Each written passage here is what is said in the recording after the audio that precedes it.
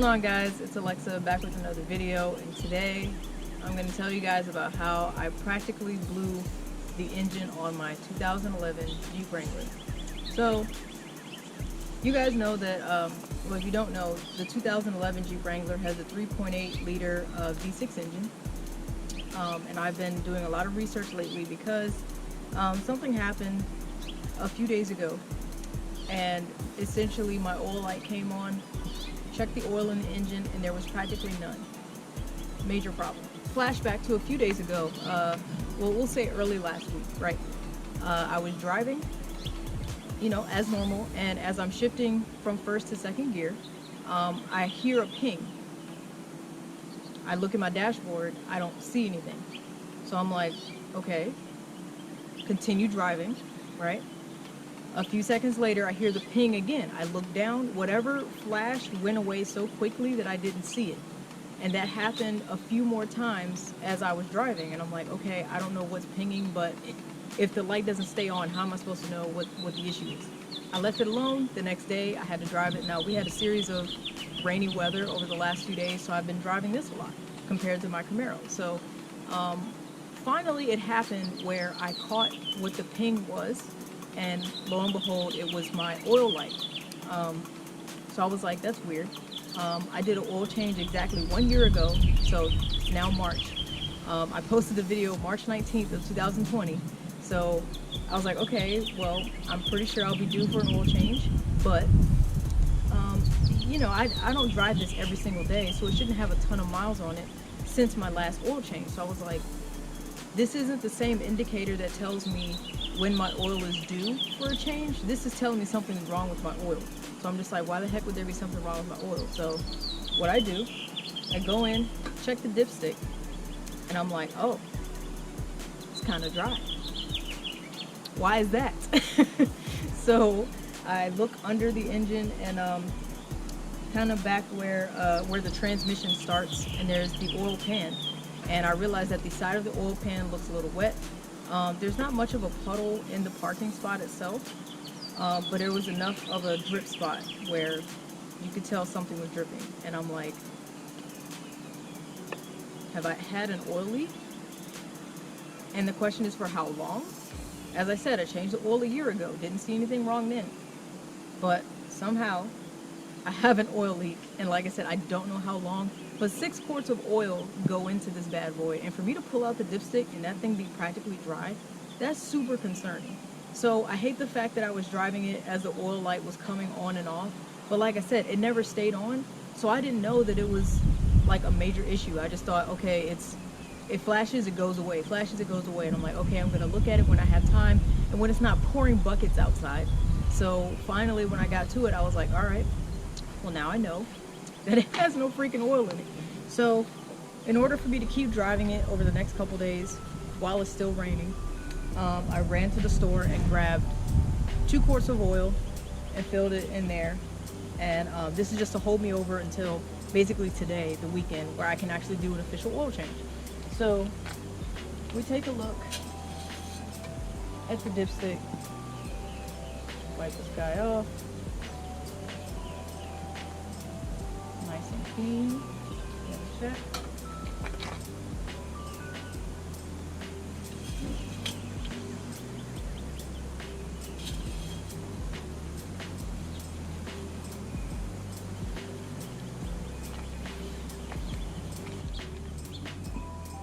I don't know about y'all. I don't know how much you can see, but I see about a drip of oil on that little safe meter. I see a drip of oil right here. So still not doing well, but this is enough oil to at least cause the light to not come on anymore. So ever since I've added the 2 quarts of oil in there a couple days ago, the light hasn't come on at all. But obviously 2 quarts is not enough. So that's what we're gonna do today, is do an oil change and try to figure out where the heck this oil leak is coming from, because obviously if I pay for this oil, I want it to go into the life of my engine and not the freaking ground. So yeah.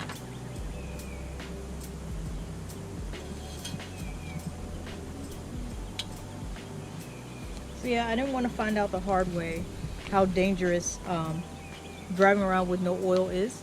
I did hear the engine didn't sound too healthy a few days ago before I checked the dipstick, but I haven't heard it sound the same way since, so that's a good thing. But yeah, I had no idea. It was just sitting there bone dry. So this is just an update video for you guys. We're still diagnosing what the problem may be. I'm going to show you guys what under the Jeep looks like, and if you maybe have an idea, please let me know in the comment section of where it could be coming from. It's either the oil pan gasket, upper or lower, or it's the rear main seal. One of those is more expensive than the other, so I can tell you which one I hope it is. But we're gonna see. The least I can do is make sure it has fresh engine oil, and once we figure out what it is, if we have to drop the oil pan or drop anything, we're just gonna keep the oil that I just added and then add it back into the engine while not mixing it, because if for some reason this was riding around with no engine oil, we don't want any metal fragments in the oil that I just put in there in those 2 quarts. We don't want any potential metal fragments recirculating through the engine and causing any potential damage, getting mixed in with the oil filter and all of that. So that's why I'm just gonna go ahead and dump those 2 quarts that I bought. They were pretty cheap, but I just needed it to be efficient enough to get me to where I'm going. So that's what we're gonna do. So yeah, let's take a look under this Jeep really quick. Alrighty, so here's the transmission, and here is where the oil is dripping in the back of this. You guys can see any of that.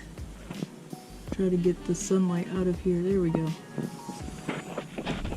So it's coming from up there somewhere.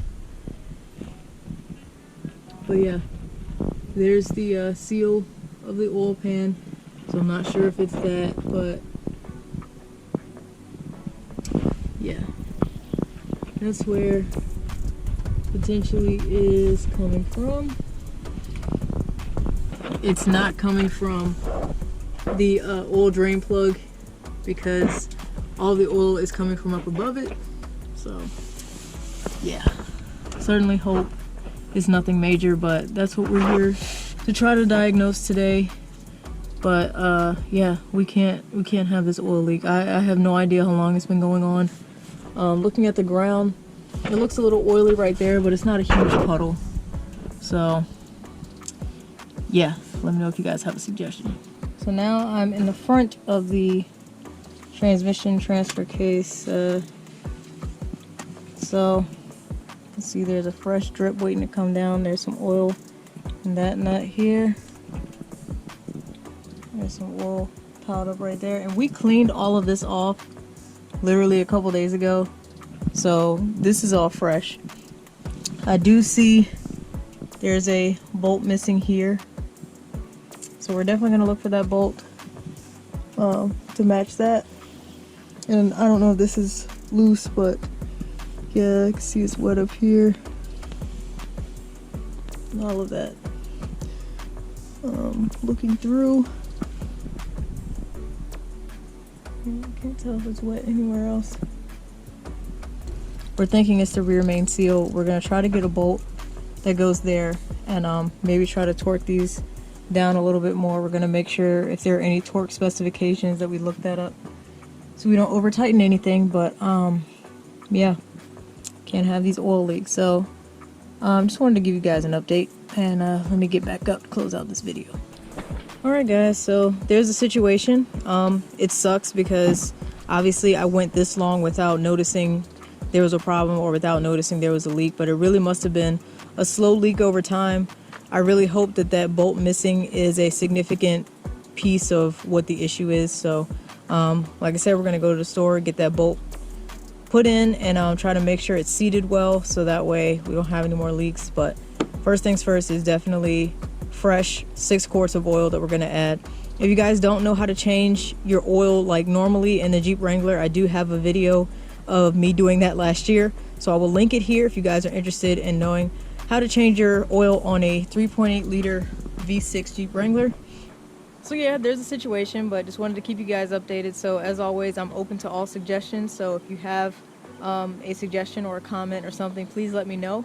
I'd be happy to weigh all of my options before I do anything serious. So nobody wants to pay for labor or for any jobs, but I'm going to try to do as much as I can myself and with some assistance. So as always, thank you guys again for watching. If you enjoyed, hit the like button, subscribe to my channel if you're enjoying the videos, and yeah, I'll give you guys an update video soon, but we're going to get this taken care of so that way the Jeep is up and running in full force. So once again, thank you guys again for watching. Hope you enjoy the rest of your day, and I will see y'all next time. Take care.